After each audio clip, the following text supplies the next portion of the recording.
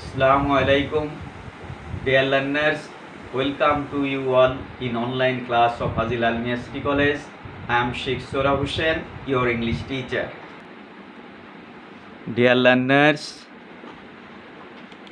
today I am going to take a session for the learners of class 11 and 12 on English first paper.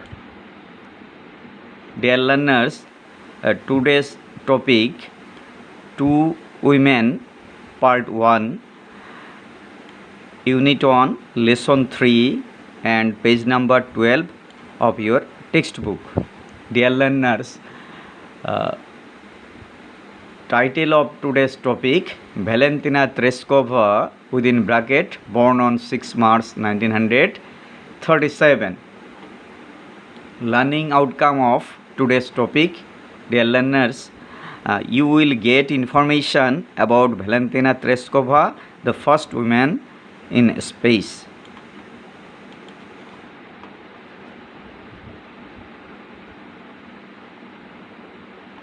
Dear learners, আজকের যে টপিক্সটি তোমাদের নিয়েছি, এই টপিক্সে যেসব নতুন শব্দ নিউ ওয়ার্ড এসেছে, প্রথমে তার একটি তালিকা আমি তোমাদেরকে দিচ্ছি। এই তালিকাটি তোমরা ভিডিওটাকে মাঝে মাঝেই পোজ করিয়ে তোমরা এটা লিখে নিবে সুন্দর করে, তাহলে এই প্যাসেজের যে মাল্টিপল চয়েস আছে সেটি করতে তোমাদের সহজ হবে এবং প্যাসেজটি বুঝতেও সহজ হবে, এবং সুন্দর করে নোটটা করে নিবে ভিডিওটা পোজ করে।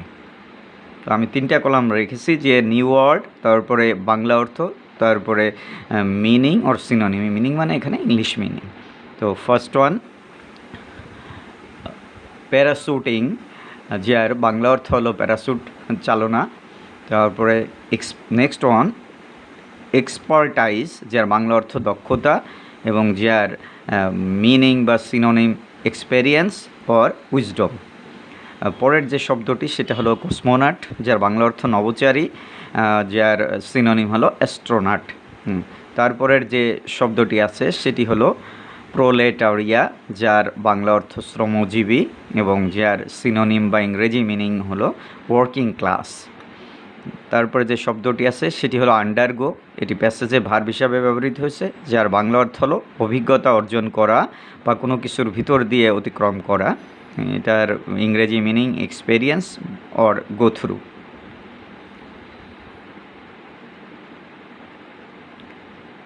পরের যে শব্দটি আছে সেটি হলো আইসোলেশন, এটি নাউন, এবং যার বাংলা অর্থ হলো নির্জনতা, এবং যার ইংরেজি অর্থ হলো সেপারেশন। পরের যে শব্দটি আছে সেটি হলো সেন্ট্রিফিউজ, যার বাংলা অর্থ ঘূর্ণনের মাধ্যমে পরস্পর থেকে পৃথক করা অর্থ বসে। আবার এটি যদি নাউন হয় তাহলে ঘূর্ণনের মাধ্যমে পরস্পর থেকে পৃথক করার যন্ত্র, আর ভার্ব হলে ঘূর্ণনের মাধ্যমে পরস্পর থেকে পৃথক করা। মূলত তরল পদার্থকে এই সেন্ট্রিফিউজ যন্ত্রের মধ্যে ঘূর্ণনের সাহায্যে তার যে উপাদানগুলো সেগুলো ব্যবহৃত হয়, সেই কাজে ব্যবহৃত হয়। বিশেষ করে আমাদের যে ল্যাবরেটরিতে যেখানে রক্ত পরীক্ষা করা হয়, রক্তরস এবং রক্তের বিভিন্ন কণিকা সেগুলো পৃথক করতে কিন্তু এই সেন্ট্রিফিউজ যন্ত্র ব্যবহার করা। আবার সেন্ট্রিফিউজ যখন ভার্ব হয় তার অর্থ হলো ঘূর্ণনের মাধ্যমে পরস্পর থেকে পৃথক করা। কি পৃথক করা? যে তরল পদার্থের বিভিন্ন উপাদানগুলো। এরপরের যে শব্দ সেটি আছে লাঞ্চ, যেই শব্দটি লাঞ্চ শব্দটি নাউন এবং ভার্ব দুটো ব্যবহারই আছে। যখন এটি লাঞ্চ শব্দটি নাউন হবে তখন এটির বাংলা অর্থ দাঁড়াবে উড্ডয়ন, এবং যখন এটি ভার্ব হবে তখন তার বাংলা অর্থ দাঁড়াবে উড্ডয়ন করা।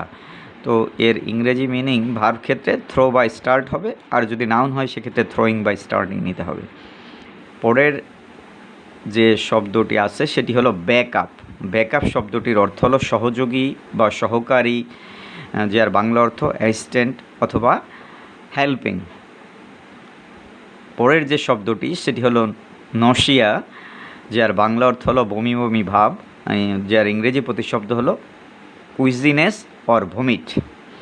পরের যে শব্দটি সেটি হলো অরবিট। এই শব্দটি প্যাসেজে নাউন আকারে আছে, ভার্ব আকারে আছে। একটি জায়গায় দেখবে যে তোমরা অরবিটেড আছে, সেখানে আসলে এটি ভার্ব হিসাবে ব্যবহৃত হয়েছে। ভার্ব হিসাবে অর্থ দাঁড়াবে প্রদক্ষিণ করা। অরবিটেড থাকলে প্রদক্ষিণ করেছিল।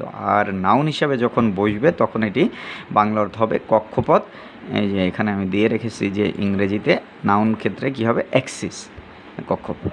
পরের যে শব্দটি আছে সেটি হলো লগড, যেটি প্যাসেজে ভার্ব টু ফর্ম, অর্থাৎ ওই ভি টু ফর্ম, পাস্ট ভার্বের পাস্ট ফর্ম আছে, মূল বেস ফর্ম হলো এলওজি, লগ, যার বাংলা অর্থ হলো লিপিবদ্ধ করা। আর পাস্ট ফর্মের অর্থ দাঁড়াবে কী হবে, ভি টু ফর্মে লিপিবদ্ধ করেছিল। তারপরের যে শব্দটি আছে সেটি হলো অ্যাস্ট্রোনট, যেটি নাউন, যার বাংলা অর্থ হলো নভোচারী এবং যার ইংরেজি প্রতিশব্দ হলো কসমোনাট। পরের যে শব্দটি আছে লাস্ট অন, প্রথম যে স্লাইড সেটির লাস্ট অন হলো ফ্লাইট লগ, যার বাংলা অর্থ হলো উড্ডয়ন সময়সূচি। অর্থাৎ ভ্যালেন্তিনা তেরেস্কোভা যখন ফ্লাইট করেছিল তখন তিনি ফ্লাইট লগ মেনটেন করেছিল, অর্থাৎ উড্ডয়ন যে সময়সূচি সেটি তিনি মেনটেন করেছিলেন। প্রিয় শিক্ষার্থী, তোমাদের জন্য আরেকটি স্লাইড আছে, সেখানেও কিন্তু আমি আরও কিছু শব্দ দিয়ে রেখেছি। যেমন এখানে আছে হরিজন ফার্স্ট অন, যার বাংলা অর্থ দিগন্ত এবং যার ইংরেজি সিনোনিম হলো স্কাইলাইন। তারপরে যেটি আছে সেটি হলো অ্যারোসল লেয়ার। তারপরে শব্দটি আছে অ্যারোসল লেয়ার, যার বাংলা অর্থ হলো অ্যারোসল স্তর। এটা বায়ুমণ্ডলের একটা স্তর এবং এই স্তরটি বিমান চলাচল করার জন্য অত্যন্ত বিপজ্জনক একটি লেয়ার। এটা পাইলটদের এই ব্যাপারে ঠিক রাখতে আসলে অ্যারোসল স্তরে ওই বিভিন্ন রকমের ধুলা বালি, তারপরে বিভিন্ন ধরনের উপাদান, বড় বড় কণা থাকে, যার কারণে এই অ্যারোসল লেয়ার অত্যন্ত গুরুত্বপূর্ণ কিন্তু মহাশূন্য অভিযানের জন্য। অ্যাটমসফিয়ার বায়ুমণ্ডল, পরের শব্দ যার বাংলা অর্থ এনভায়রনমেন্ট বা এয়ার। তারপরের শব্দটি অরবিট, এটি নাউন হিসাবে এখানে দেওয়া হচ্ছে। প্যাসেজে নাউন হলে অরবিট বোঝাতে কক্ষপথ এবং অ্যাক্সিস। আমি পূর্বেও এই শব্দটি ফার্স্ট স্লাইডেও দেখিয়েছিলাম। অ্যাপ্রোচ শব্দটি নিকটবর্তী হওয়া, এটি ভার্ব হিসাবে ব্যবহৃত হয়েছে এখানে প্যাসেজে, যার ইংরেজি প্রতিশব্দ প্রক্সিমিটি বা অনকামিং। তারপরের যে শব্দ আছে সেটি হলো রিগাইম, যার বাংলা অর্থ হলো শাসনামল, যার ইংরেজি প্রতিশব্দ গভর্নমেন্ট বা পিরিয়ড। তারপরে যেটি আছে প্রেসিডিয়াম মেম্বার, যেটা বাংলা অর্থ সভাপতি মণ্ডলীর সদস্য। প্রেসিডিয়াম কথাটির অর্থ হলো সভাপতি মণ্ডলী। লিজেন্ড পরের শব্দ, সেটি হলো বাংলা অর্থ কিংবদন্তি, যার ইংরেজি প্রতিশব্দ হিয়ারসে অথবা মিথ। লেজিসলেচার পরের শব্দ, যার বাংলা অর্থ আইনসভা বা বিধানসভা এবং যার ইংরেজি প্রতিশব্দ পার্লামেন্ট ও সিনেট। তারপরে যে শব্দটি আছে ওয়ান ওয়ে ট্রিপ, একমুখী যাত্রা, ওয়ান ওয়ে জার্নি। তারপরে যেটি আছে ওয়েটলেসনেস, ওজনহীনতা। তারপরে শব্দটি ওয়েটলেসনেস, ওজনহীনতা। লিটিলনেস, ওয়েটলেসনেস যেটি হলো ওজনহীনতা, অর্থাৎ মহাশূন্যের ভর যে জায়গা থাকে না সেই জায়গা, জির মান জিরো থাকে, সেখানে মানুষকে কিন্তু লিটিলনেস মনে হয়, খুব উদ্যম মনে হয়, তার ওজনটা একেবারেই থাকে না। স্পেস ক্রাফট নভোযান, যেটাকে স্পেসশিপ অথবা স্পেস শাটল বলা হয়। তো প্রিয় শিক্ষার্থী, এই ছিল তোমাদের সব প্রয়োজনীয় শব্দ অর্থ। লুক অ্যাট দ্য পিকচার, এখানে ছবিতে বেশ কটি ছবি আমি একটি স্লাইডে সমন্বয় করেছি। এখানে দেখছো, do you know the person? She is Valentina Tereshkova, the first women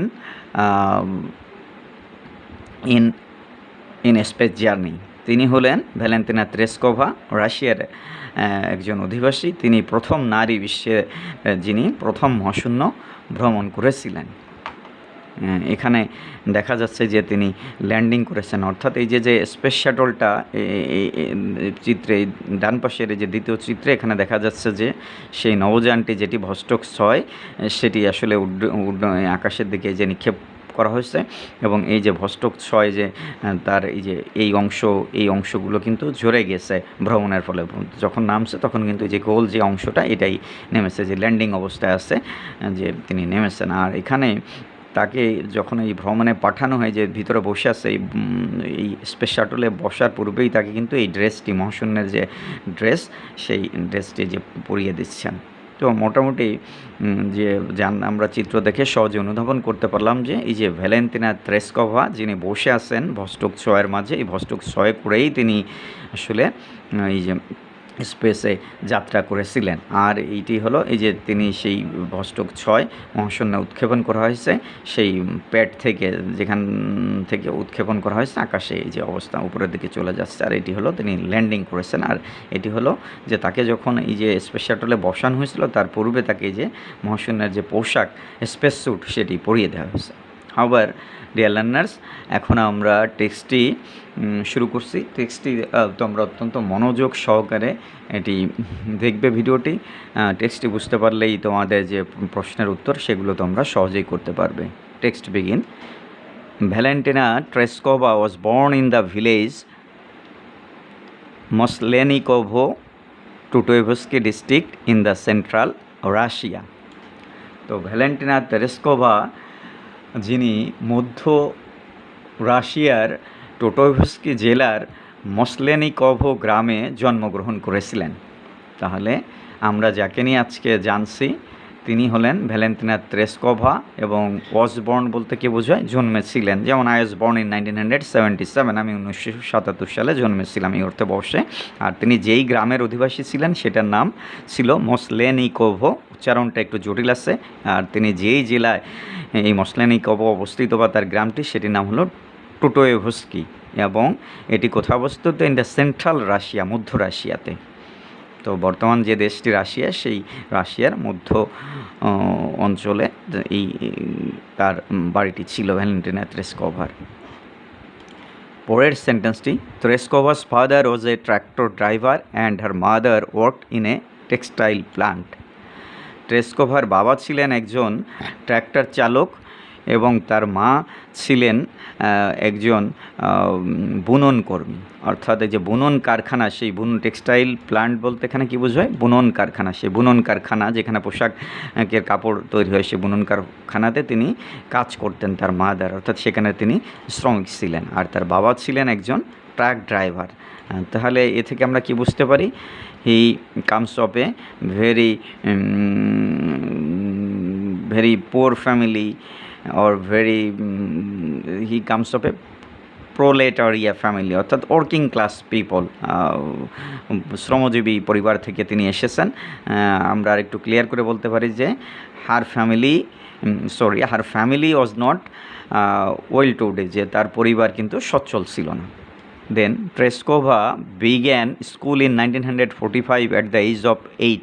মাত্র 8 বছর বয়সে তিনি স্কুলে যেতে শুরু করেছিলেন, অর্থাৎ 8 বছর বয়সে গিয়ে তিনি পড়াশোনা শুরু করেন, এবং সেই সালটি ছিল কত? 1945 সালে। But left school in 1953 and continued her education through distance learning. কিন্তু তিনি কী করলো? 1953 সালে স্কুল ত্যাগ করলেন এবং তার পড়াশোনা চালিয়ে গেলেন দূরশিক্ষণের মাধ্যমে। তাহলে এই যে 1945 সালে তিনি স্কুলে গেলেন 8 বছর বয়সে, আবার তিনি 1953 সালে 1953 থেকে 45 বিয়োগ করো 8 বছর তিনি তার পড়াশোনা কন্টিনিউ করলেন স্কুলে। তারপরে তিনি কী করলেন? স্কুলের পড়াশোনা শেষ করে বাদ দিয়ে তিনি কী করলেন? কন্টিনিউড হার এডুকেশান থ্রু ডিস্ট্যান্স লার্নিং, অর্থাৎ স্কুলের পড়াশোনা বাদ দিয়ে দিলেন, মানে তার পড়াশোনা শেষ হয়ে যায়নি, তিনি তার পড়াশোনাটা চালিয়ে গেছেন ডিস্ট্যান্স লার্নিং, দূরশিক্ষণের মাধ্যমে। তো ডিস্ট্যান্স লার্নিংটা কি? আমাদের দেশে এখন এই যে উন্মুক্ত বিশ্ববিদ্যালয়ের কিছু কোর্স আছে, এসএসসি প্রোগ্রাম আছে, বাউবি এইচএসসি প্রোগ্রাম আছে, এগুলো কিন্তু দূরশিক্ষণের মাধ্যমে নেওয়া হয়, যে টেলিভিশন, রেডিও বা অনলাইনে এইসব ক্লাস দেওয়ার ফলে কিন্তু সেই ক্লাসগুলো পরিচালিত, এই কোর্সগুলো আজকাল ইন্টারন্যাশনাল অনেক কোর্সও কিন্তু এই ডিস্ট্যান্স লার্নিংয়ের মাধ্যমে অনলাইনে হচ্ছে। তো তিনি আসলে তার পড়াশোনাটা সে সময় স্কুল ছেড়ে ডিস্ট্যান্স লার্নিংয়ের মাধ্যমে নিয়েছিলেন। তাহলে তার এডুকেশন সম্পর্কে কী জানলাম? যে 8 বছর বয়সে তিনি স্কুলে গেলেন 45 সালে, আবার স্কুল কন্টিনিউ করলেন সেখান থেকে আরও 8 বছর, অর্থাৎ 1953 সাল পর্যন্ত তিনি পড়াশোনা করলেন।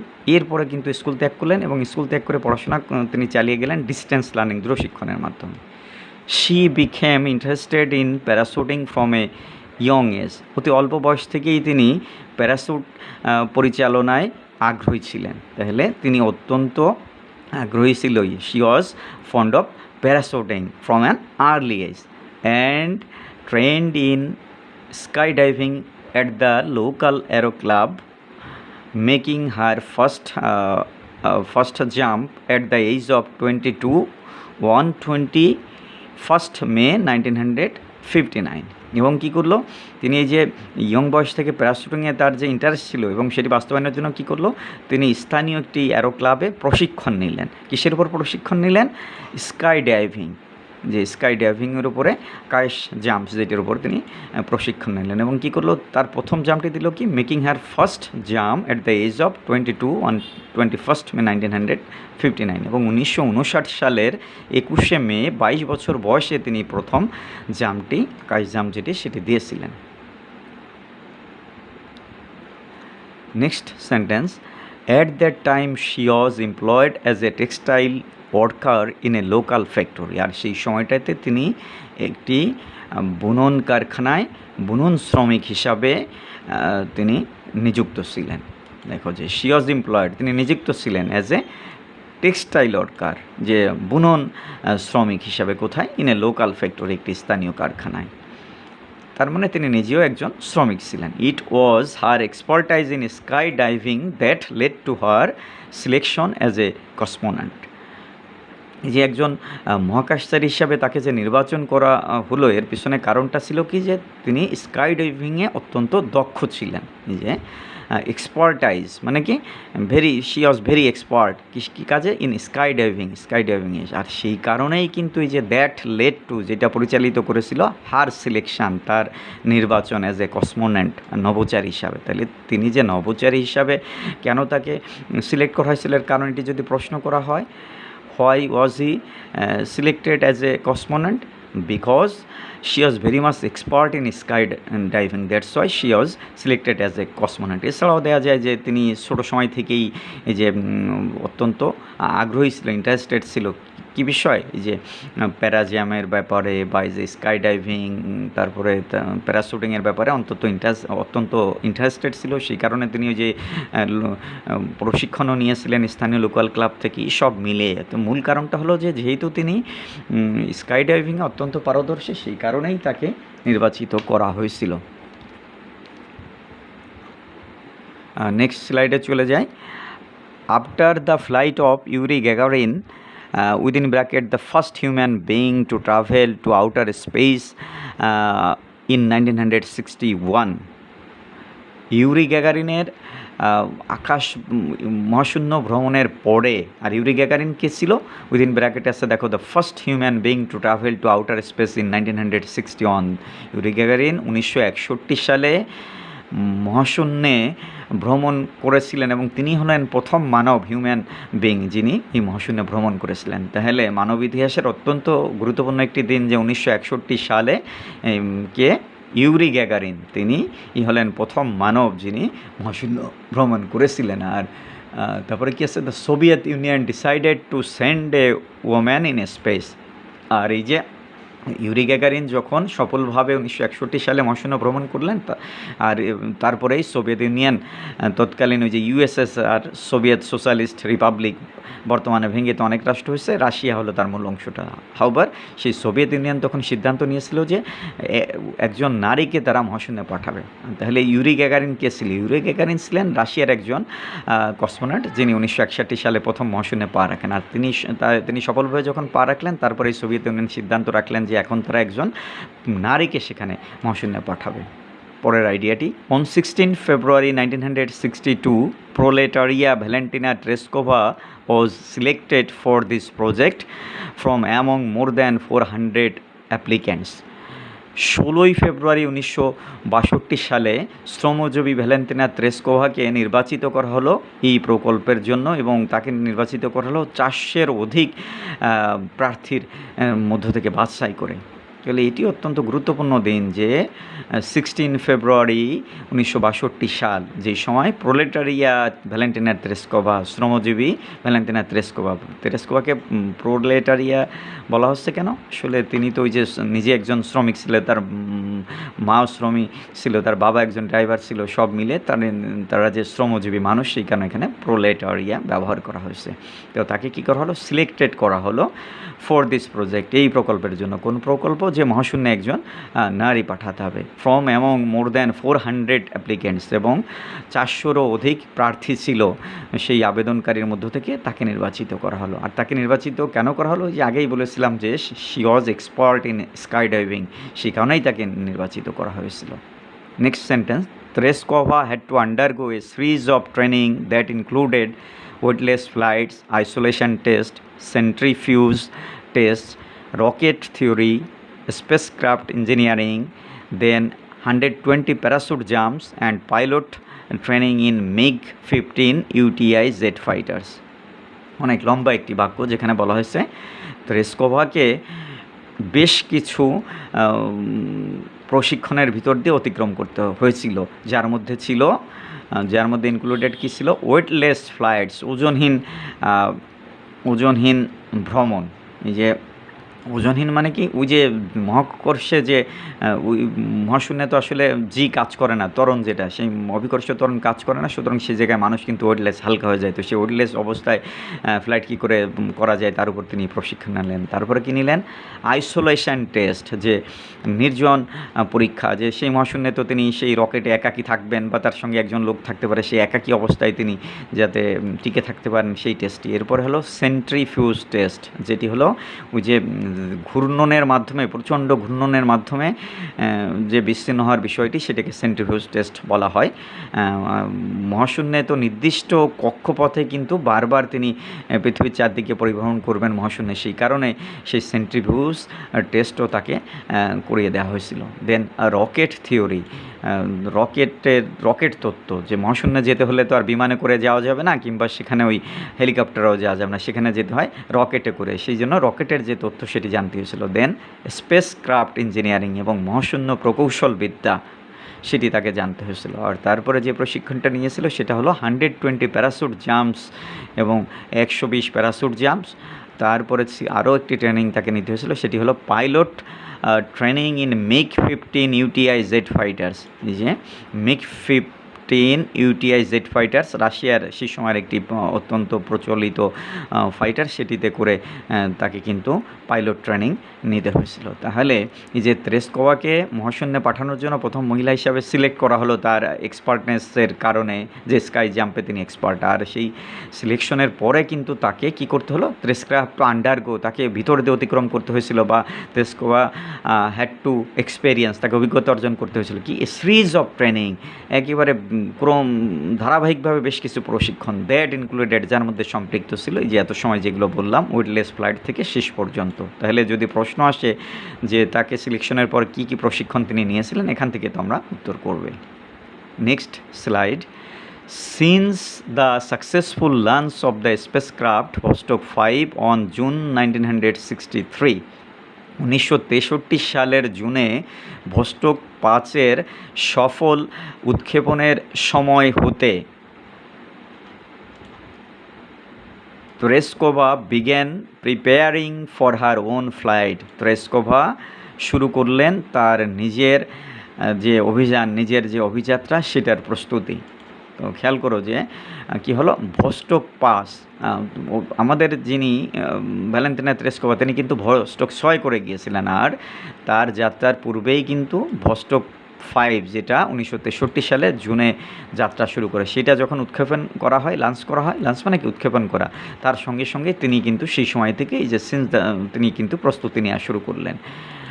আর এই যে Tereshkova began preparing for her own flight, তাহলে ওই যে যখনই ভস্টক 5 উৎক্ষেপণ করা হলো জুন মাসে 1963 সালে, সেই সময় থেকেই সেটার সফল উৎক্ষেপণের সঙ্গে সঙ্গে তিনি নিজের জার্নির জন্য প্রস্তুতি নিলেন। On the morning of 16 June 1963, 1963 সালের 16 জুন সকালবেলা, Tereshkova and her backup cosmonaut Solovyova were dressed in space suits.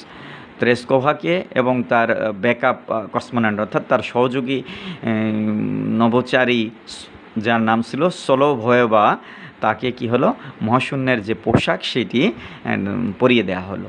তাহলে এই যে ভস্টক 6-এ যাচ্ছেন কে, একজন হলেন তেরেস্কোভা, আর একজন তার ব্যাকআপ মানে তার সহযোগী হেল্পিং হ্যান্ড, সেই সহকারী বা অ্যাসিস্ট্যান্ট হিসাবে কে যাচ্ছে, স্লোভয়োভা। এবং এই দুইজনকেই কী করা হলো, ড্রেস পরানো হলো, কি ড্রেস, স্পেস স্যুটস, তাদের মহাশূন্যের যে বিশেষ ধরনের পোশাক সেটি পরানো হলো। And taken to the space shuttle launch pad by bus, এবং একটি বাসে করে তাকে নিয়ে যাওয়া হলো সেই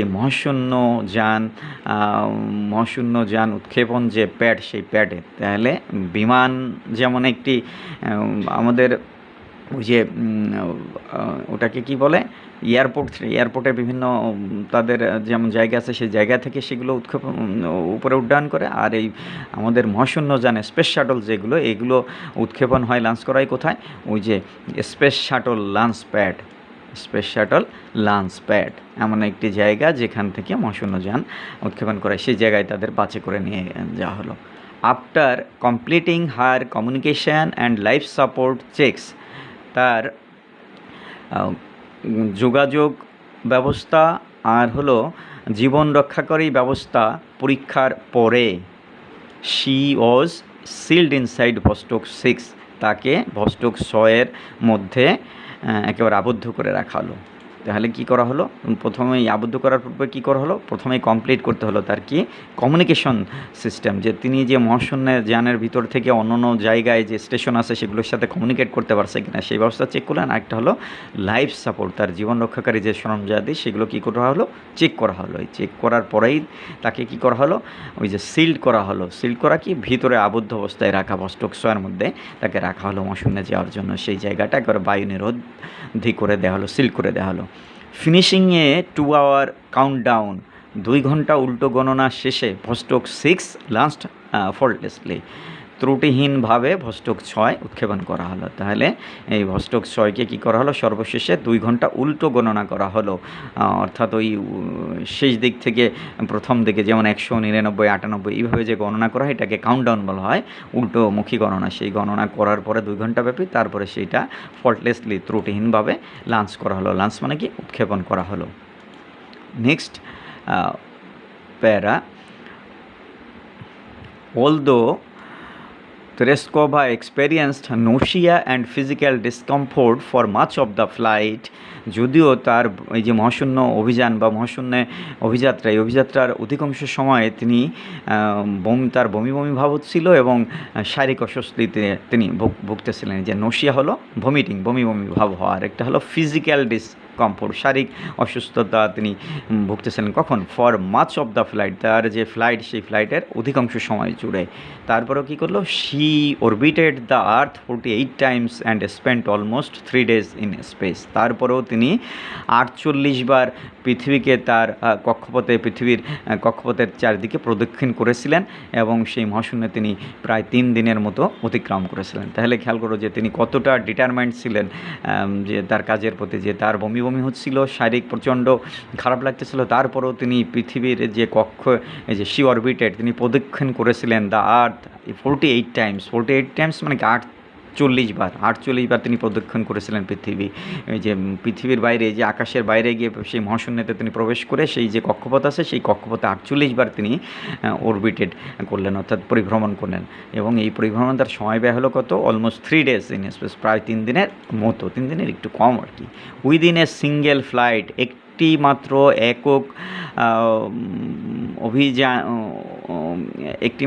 একক উড্ডয়নে, she logged more flight time than the combined times of all American astronauts who had flown before that date.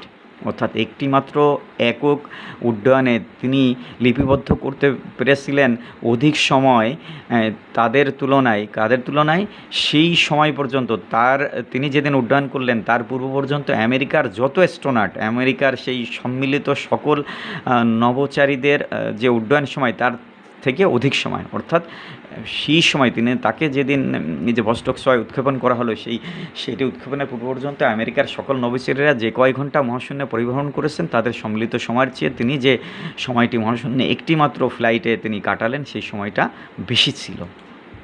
তাহলে তিনি তো অত্যন্ত পরিশ্রমী মানুষ ছিল এবং সফল মানুষ ছিল সেটি বলা যায়। এবং সেই কারণেই শি মেক দ্য হিস্ট্রি, সেই কারণে তিনি কিন্তু লেজেন্ডারি ফিগার এবং তিনি ইতিহাস রচনা করেছেন। Tereshkova also maintained a flight log.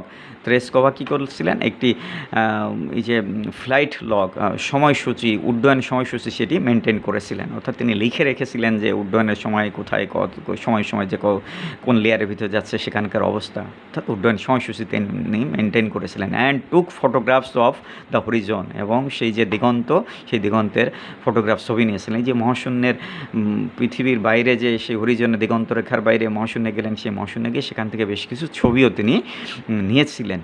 Which were later use to identify aerosol layers within the atmosphere, যেটি পরবর্তীতে পরিবেশের মধ্যে বা বায়ুমণ্ডলে যে অ্যারোসল লেয়ার্স আছে সেটা চিহ্নিত করতে ব্যবহৃত হয়েছিল। অর্থাৎ তিনি যে এই যে উড্ডয়নের সময় তিনি ফটোগ্রাফস নিয়েছেন এবং উড্ডয়নের যে সময়সূচি লিপিবদ্ধ করেছিলেন, সেটা থেকে পরবর্তীতে আইডেন্টিফাই করতে পেরেছে বিজ্ঞানীরা কোনটি, অ্যারোসল লেয়ার, যেটা অত্যন্ত ডেঞ্জারাস বৈমানিকদের জন্য। যেখানে অ্যারোসল লেয়ারটা কি, যেই লেয়ারে মূলত সালফিউরিক অ্যাসিড, সালফার ডাইঅক্সাইড ইত্যাদি বিষাক্ত জিনিস থাকে, এবং সেখানে ওই এক ধরনের কণা, ওই যে মরুর যে ধূলিবালির কণা, আগ্নেয়গিরির অগ্নুৎপাতের মতো নানান ধরনের মলিকুল সেখানে বিদ্যমান থাকে, যেগুলো অত্যন্ত সমস্যা তৈরি করে। সেই কারণে সেই অ্যারোসল লেয়ারটা আইডেন্টিফাই করার জন্য তার ছবিগুলো কাজ দিয়েছিল উইদিন দ্য অ্যাটমসফিয়ার, পরিবেশের মধ্যে বা বায়ুমণ্ডলের মধ্যে।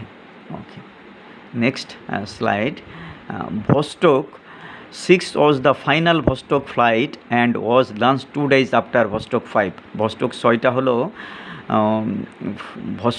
ভস্টকের শেষ অভিযান, এরপরে আর ভস্টক নামের কোনো মহাশূন্যযান কিন্তু মহাকাশে পাঠানো হয়নি। And was launch 2 days after Vostok 5, এবং ভস্টক 5টা উৎক্ষেপণের 2 দিন পরে এই ভস্টক 6টা উৎক্ষেপণ করা হয়। Which carried Valery Bykovsky into a similar orbit for 5 days, যেটাতে ভ্যালারি বাইকফস্কি একই ধরনের কক্ষপথে 5 দিন যাবৎ পৃথিবীকে প্রদক্ষিণ করেছিল।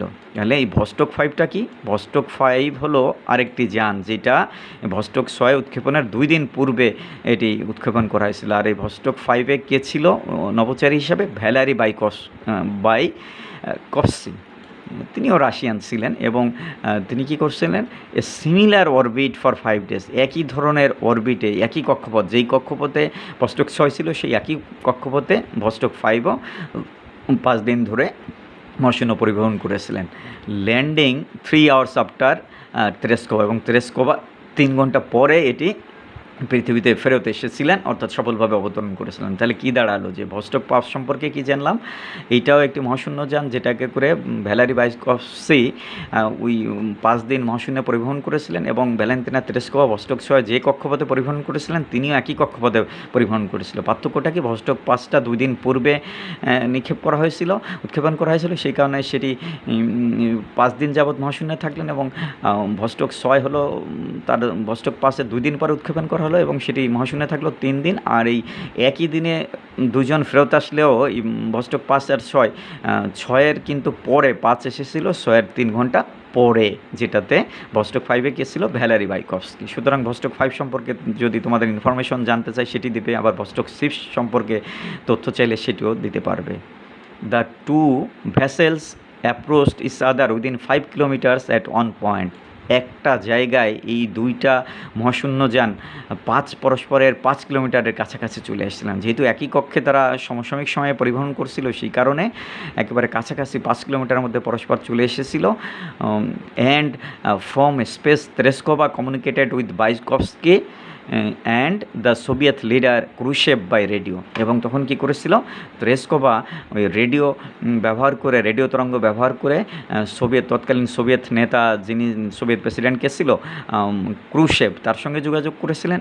একইভাবে ভস্টক 5-এ যে বাইকফস্কি ছিল তার সঙ্গেও তিনি যোগাযোগ রক্ষা করতে পেরেছিলেন, যার কারণে কি আরেকটু কাছে গেলে তো দুটি 5 কিলোমিটার মধ্যে চলে আসছে, আরেকটু কাছে চলে আসলে তো সেটি দুর্ঘটনা ঘটতে পারত, কিন্তু তিনি সেটি রেডিও তরঙ্গ ব্যবহার করে বাইকফস্কি, যিনি ভস্টক 5-এ ছিল, তাকে জানিয়ে দেওয়া হয়েছিল।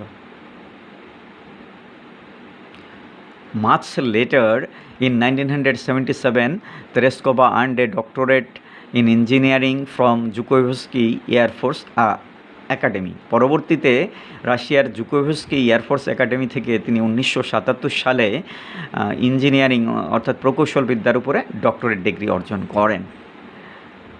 After words she turn to politics, পরবর্তীতে তিনি রাজনীতির দিকে ঝুঁকে যান অর্থাৎ রাজনীতিতে অংশগ্রহণ করেন। During the Soviet regime she became one of the presidium member of the supreme Soviet. Soviet শাসনামলে তিনি একচ্ছত্র সোভিয়েত ইউনিয়নের সভাপতিমণ্ডলীর অন্যতম সভাপতিমণ্ডলীর সদস্য নির্বাচিত হয়েছিলেন। সোভিয়েত রিগাইম সোভিয়েত শাসনামল, আর she became one of the presidium members. Presidium শব্দটির অর্থ হলো সভাপতিমণ্ডলী, মেম্বার্স হলো সদস্য। One of the presidium members সভাপতিমণ্ডলীর অন্যতম সদস্য। তাহলে তৎকালীন যে ইউএসএসআর সুপ্রিম সোভিয়েত ইউনিয়ন ছিল সেই সোভিয়েত ইউনিয়নের তিনি প্রেসিডিয়াম মেম্বার্স হয়েছিলেন। Now this living legend is a member in the lower house of the Russian legislator. রাশিয়ার যে বর্তমান আইনসভা বা সংসদ তার তিনি হলেন একজন জীবন্ত কিংবদন্তি সদস্য। তাহলে তোমরা জানো যে রাশিয়াতে দুইটা কক্ষ বিশিষ্ট, রাশিয়া আমেরিকা লোয়ার হাউস এবং হায়ার হাউস। তো লোয়ার হাউস যেটা সরাসরি জনগণের ভোটে নির্বাচিত হয় সেই হাউসের তিনি কি একজন মেম্বার অর্থাৎ নির্বাচিত সংসদ সদস্য, সিনেটর। আর হলো লিজেন্ড হলো কিংবদন্তি, তাকে কেন বলা হচ্ছে তিনি যে she has make the history, সেই কারণে তিনি লেজেন্ডারি ফিগার, এবং এই যে তিনি জীবন্ত, তিনি এখনও বেঁচে আছেন, তাই কারণে লিভিং লিজেন্ড তাকে বলা হচ্ছে। ওকে। আর রাশিয়ান লেজিসলেচার হলো আইন প্রয়োগ করা। তোমরা জানো যে সংসদ সদস্য যারা তারাই তো আইন প্রণয়ন করে, তো তিনি হলো সেই রাশিয়ান যে সংসদ তার নিম্নকক্ষের একজন সদস্য। On her 17th birthday, when she was invited by the Russian Prime Minister Vladimir Putin, she expressed her desire to fly to Mars even if for a one-way trip. তার 70তম জন্মদিনে তিনি রাশিয়ার বর্তমান প্রেসিডেন্ট ভ্লাদিমির পুতিন কর্তৃক আমন্ত্রিত হয়েছিলেন, এবং সেখানে আমন্ত্রিত হয়ে তিনি তার একটি আকাঙ্ক্ষা ব্যক্ত করেছিলেন যে তিনি মার্সে ফ্লাই করতে চান, অর্থাৎ মঙ্গল গ্রহে তিনি উড্ডয়ন করতে চান, এবং সেটি যদি একমুখী অভিযাত্রা হয়, অর্থাৎ মঙ্গল গ্রহে গিয়ে যদি আর তার ফিরে আসার কোনো ব্যবস্থা না থাকে তাহলেও তিনি সেই মঙ্গল গ্রহে যেতে আগ্রহ প্রকাশ করেছেন।